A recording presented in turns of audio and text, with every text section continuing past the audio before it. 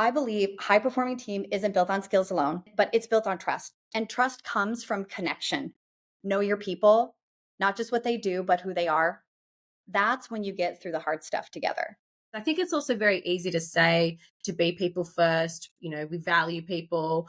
But the nature of professional services, it's so dynamic and fast paced, and you're dealing with change constantly. So, how do you juggle that when you're building culture in teams? Look, there's no secret here. Like, there's a greater pressure on margins in 2025 in professional services. We are seeing greater, headcount growth slowing in most industry, in the professional services area. So it is so much about efficiency in delivering results, right? And how do you drive efficiency? That again isn't more about billable hours; it's about the right people on the right projects. And how do you get that? Again, you highlighted this so well. It goes beyond availability and skills, right? You really need to look at context of the people on the jobs